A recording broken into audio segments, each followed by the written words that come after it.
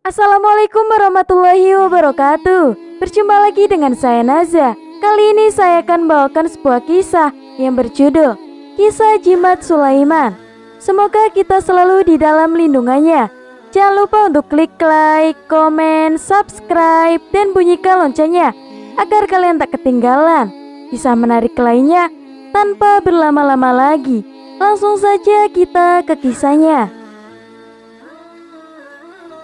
Para ulama tafsir berbeda-beda dalam menafsirkan Al-Quran. Surat Shad ayat 34 paling menonjol dan mengundang perbedaan adalah perihal kisah jimat Nabi Sulaiman. Dalam kisah itu disebutkan bahwa setelah jin sukses mencuri jimat Nabi Sulaiman, maka jin menggagahi semua istri sang Nabi selama 40 hari. Kisah ini disebutkan dalam beberapa literatur tafsir tatkala memasuki pembahasan tentang apa yang dimaksud dengan fitnah atau ujian yang Allah Subhanahu wa Ta'ala sebutkan di dalam firman-Nya. Sungguh kami telah menguji Sulaiman dan kami letakkan sebuah jasad di atas singgasananya, kemudian dia bertaubat. Quran Surat Shad ayat 34. Syekh Muhammad bin Shalih Asy-Syawi dalam kitabnya An-Nafahat Al-Makkiyah menafsirkan ayat ini. Dan sesungguhnya kami telah menguji Sulaiman. Kami telah mencobanya dengan suatu ujian, yaitu kerajaannya dirampas oleh orang lain. Demikian itu karena ia pernah menikahi seseorang, perempuannya ia sukai. Hanya saja perempuan itu termasuk orang yang menyembah berhala tanpa sepengetahuan Nabi Sulaiman, dan tersebutlah bahwa kebesarannya itu terletak pada cincinnya. Kemudian pada suatu hari ketika ia bermaksud untuk pergi ke kamar mandi, ia pun melepaskan cincinnya itu. Lalu ia pun menitipkannya kepada salah seorang istrinya, yaitu yang bernama Aminah. Sebagaimana biasanya, setelah ia pergi, tiba-tiba datanglah makhluk jin yang menyerupai Nabi Sulaiman. Kemudian jin itu mengambil cincin itu dari Aminah dan langsung memakainya. Dan kami dudukan pada singgasananya sesosok jasad, yaitu jin tersebut yang bernama Sahir atau jin lainnya. Kemudian jin itu menduduki singgasana Nabi Sulaiman. Ketika itu ia pun dikelilingi burung-burung dan juga dikelilingi lain-lainnya. Lalu muncullah Nabi Sulaiman alaihissalam dalam bentuk yang tidak seperti biasanya, yakni tanpa pakaian kebesaran. Ia pun melihat bahwa di singgasananya telah duduk seseorang. Kemudian ia pun berkata kepada orang-orang yang ada di situ, "Aku adalah Sulaiman." Akan tetapi orang-orang mengingkarinya. Kemudian ia pun kembali, yakni kembali dapat merebut kebesarannya setelah selang beberapa hari, yaitu setelah ia berhasil merebut cincin kebesarannya. Lalu ia pun memakainya dan duduk di atas singgasananya kembali. Tafsir sejenis, redaksinya cukup panjang. Intinya, konon Nabi Sulaiman alaihissalam menikahi seorang wanita yang sangat beliau cintai. Wanita tersebut namanya adalah Jarada. Hanya saja wanita itu menyembah berhala di rumah Nabi Sulaiman tanpa sepengetahuan beliau. Dikisahkan bahwa kekuatan Nabi Sulaiman, baik yang berkenaan dengan kerajaan maupun dengan kenabian beliau, terletak pada cincin yang ia pakai. Pada suatu hari ketika hendak memasuki kamar kecil, beliau pun menitipkan cincinnya kepada salah seorang istrinya, yaitu Aminah. Sebelum beliau menyelesaikan hajatnya, datanglah setan yang menyamar dalam bentuk Nabi Sulaiman dan mengambil cincin tersebut. Lalu ia pun segera menduduki singgasana Nabi Sulaiman. Akibatnya Nabi Sulaiman kehilangan kekuatannya dan kemudian berubah bentuk, lalu kemudian terusir dari kerajaannya. At-Tabari menyebutkan bahwa nama setan itu adalah Sahar.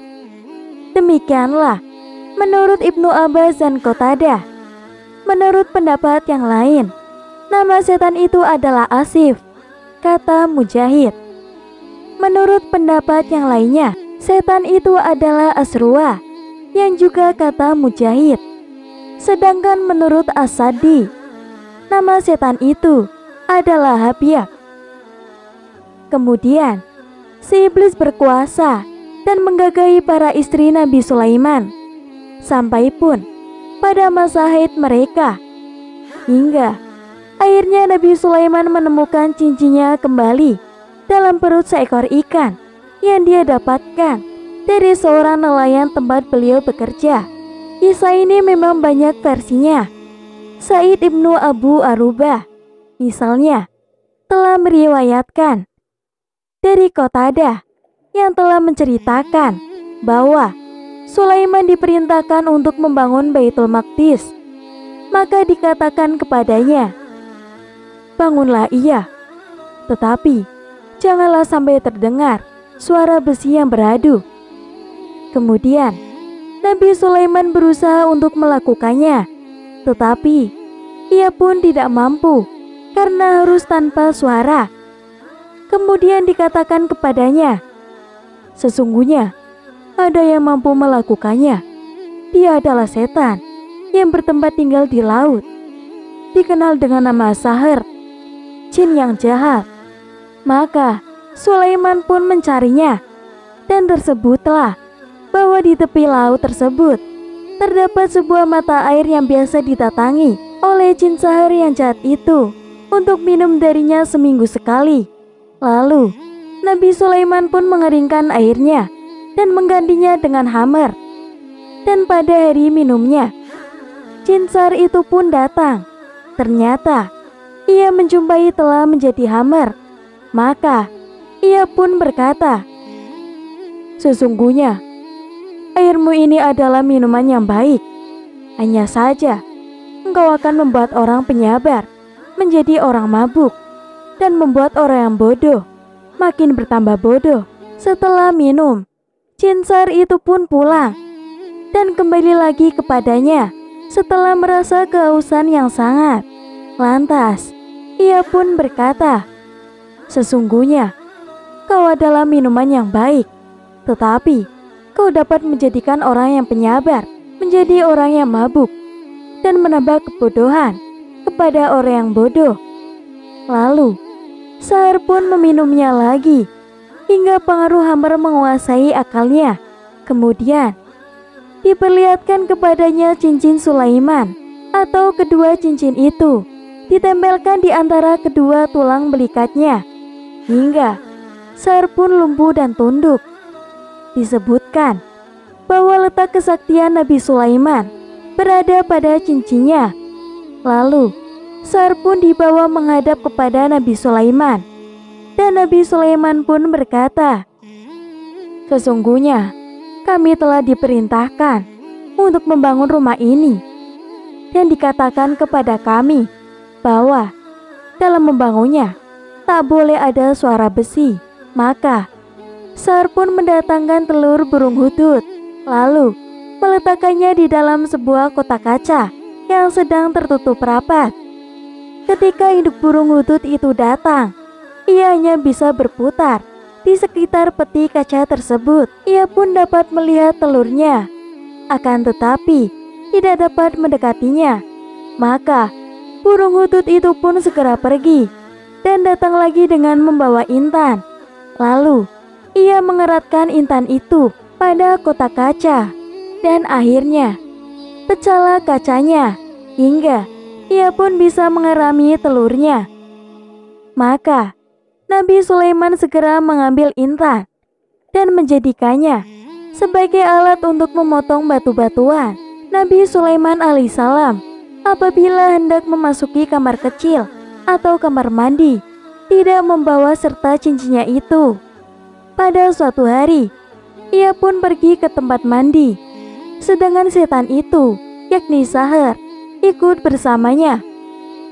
Peristiwa ini terjadi seusai Nabi Sulaiman alaihissalam menggauli salah seorang istrinya. Lalu, sebelum Sulaiman memasuki kamar mandinya, terlebih dahulu ia menitipkan cincinnya itu kepada jin sahir. Tetapi setelah sahir menerimanya, ia pun melemparkannya ke laut, dan cincin itu telah ditelan oleh ikan.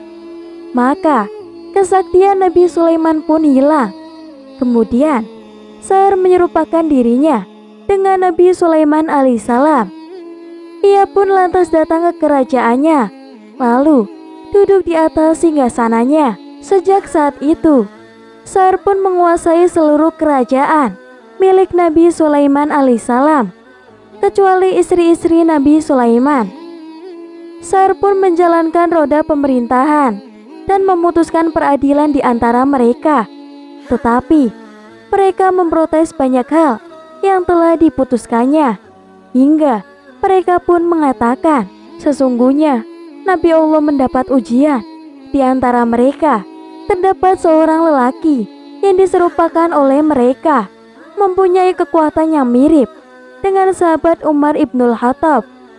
Kemudian lelaki itu pun berkata, "Demi Allah, sungguh aku akan mencobanya." Lantas ia pun bertanya, "Hai Nabi Allah," dia mengira bahwa yang duduk di atas singgasana itu adalah Nabi Sulaiman. "Bagaimanakah jika salah seorang dari kami mengalami jinabah di suatu malam yang terasa sangat dingin, lalu ia pun meninggalkan mandi jinabah dengan sengaja hingga matahari terbit? Apakah menurut pendapatmu ia tidak berdosa?" Jin sahir yang menyerupai dirinya dengan Nabi Sulaiman alaihissalam. Kemudian ia menjawab, "Tidak." Ketika sahir dalam keadaan demikian selama 40 hari, tiba-tiba Nabi Sulaiman menemukan cincinnya di dalam perut seekor ikan. Lalu ia pun segera datang. Tiada jin dan tiada pula burung yang bersuara dengannya, melainkan bersujud hormat kepadanya, hingga sampailah ia ke kerajaannya tempat mereka berada. Dan kami jadikan di atas singgasananya sesosok tubuh. Quran Surat Sad ayat 34. Tubuh tersebut tiada lain kecuali jin sahir yang amat jahat itu. As-Sadi mengatakan sehubungan dengan makna firman-Nya, "Dan sesungguhnya kami telah menguji Sulaiman," yakni kami uji dia dengan cara seperti yang disebutkan dalam firman berikutnya. "Dan kami jadikan di atas singgasananya sesosok tubuh," bahwa dia adalah setan yang didudukkan di atas singgasananya selama 40 hari. Disebutkan bahwa Nabi Sulaiman alaihissalam mempunyai 100 orang istri, dan di antaranya ada seorang istri yang dikenal dengan nama Jarada, yang paling dicintainya dan paling dipercayai di antara semua istri-istrinya. Tersebutlah apabila Sulaiman hendak melakukan sesuatu yang mengakibatkan dirinya berjinabah atau hendak membuang hajatnya, terlebih dahulu ia menanggalkan cincinnya, maka tiada seorang pun yang dipercaya selain dari Jarada, istri tersayangnya itu. Ia menitipkan cincinnya itu kepadanya di suatu hari. Lalu ia pun masuk ke tempat buang air. Tak lama kemudian muncullah sosok setan yang menyerupakan diri seperti dia. Lalu setan itu pun berkata, "Kemarikanlah cincinku." Kemudian Jarada menyerahkan cincin tersebut kepadanya. Selanjutnya setan itu datang ke kerajaan Nabi Sulaiman, lalu duduk di atas tempat duduk Nabi Sulaiman. Sesudah itu Nabi Sulaiman pun keluar dari tempat buang airnya, lalu meminta kepada istrinya untuk menyerahkan cincinnya itu. Maka istrinya pun menjawab, "Bukankah engkau telah mengambilnya tadi?" Nabi Sulaiman pun berkata, "Belum." Sejak saat itu kemudian Nabi Sulaiman pun pergi, seakan-akan seperti layang-layang yang putus tanpa tujuan. Sedangkan setan itu tetap tinggal selama 40 hari memerintah kerajaannya dan memutuskan perkara di antara manusia. Kemudian orang-orang mengingkari keputusan-keputusan hukumnya. Maka ahli Qura Bani Israel berkumpul bersama ulamanya. Setelah itu mereka mendatangi istri-istri Nabi Sulaiman dan mengatakan kepada mereka, "Sesungguhnya kami mengingkari sepak terjang orang ini.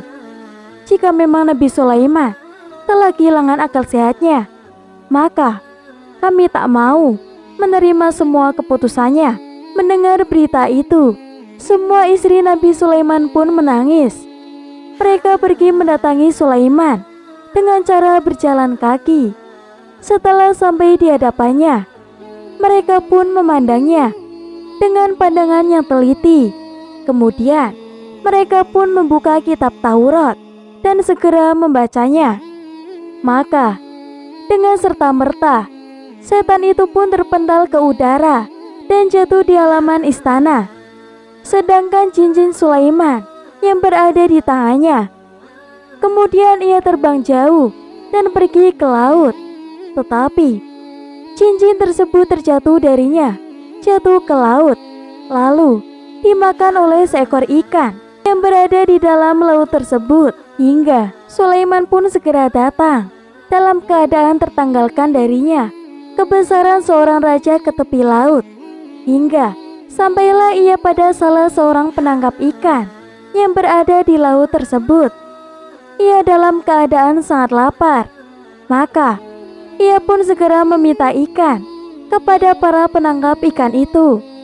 Ia pun berkata kepada mereka, "Sesungguhnya aku adalah Sulaiman."